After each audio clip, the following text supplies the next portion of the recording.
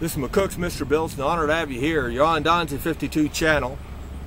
You're looking at a creek that runs into the Republican River.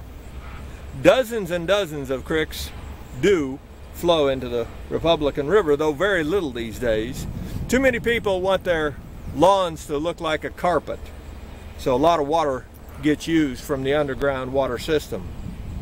But in the old days, a lot of these creeks flowed, and that drew the homesteaders. Some distance west of McCook, a homesteader came up to a creek and said this'll do, and so he set down roots and got everything legal so he could have his quarter section of ground. And it wasn't very long though, walking down to the creek all the time, he found out that there was an old boot. I said an old boot sticking out of the water. Figured it had got hung up on a tree branch or something that had it just barely sticking out of the water. You could tell the leather and everything had been in there for some time. It looked pretty well rotted away. But one day they was out there and he decided, well, I'll just go get that old boot. And maybe there's some little brass or nails that I could use out of that boot. And when you're out there homesteading, anything you can get asset-wise, you're going to grab it.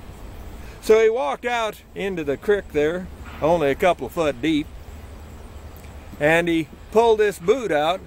But as he wiggled and found out there was something underneath it, and as he pulled the leg bone clear up to the knee, from the foot to the knee, he pulled that out.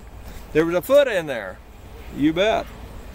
And so he thought, well, I better see what's going on. And he fished around, didn't find nothing else there himself. So the next week he went to town and told the sheriff. So the sheriff and a couple of men came out and they did some digging around, but nothing more could be found. They contacted the Army because the boot was an Army boot. But the Army said they didn't know nothing about it, and one leg doesn't represent that it could absolutely be military man. Because again, a lot of the men came back from the war and the different military events, also traded some of their stuff. So it wasn't a guarantee that that type of thing was going on. So they wouldn't have anything to do with it. Well, the local town, they said we'll bury it in our cemetery, and so they did. The downside of burying that in the cemetery and putting just a little grave marker there, cross, their graveyard was near the Republican River. So the flood of 35 came and it washed and mudded in all that area. Now, most of those graves were lost.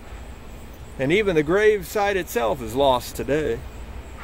So a boot that was unknown will be unknown forever.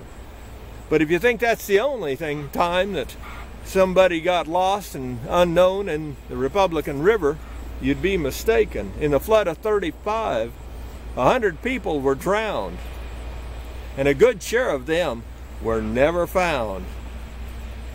They're still underground somewhere. So you may well even be walking on the dead once in a while. Not that we mean to disrespect them.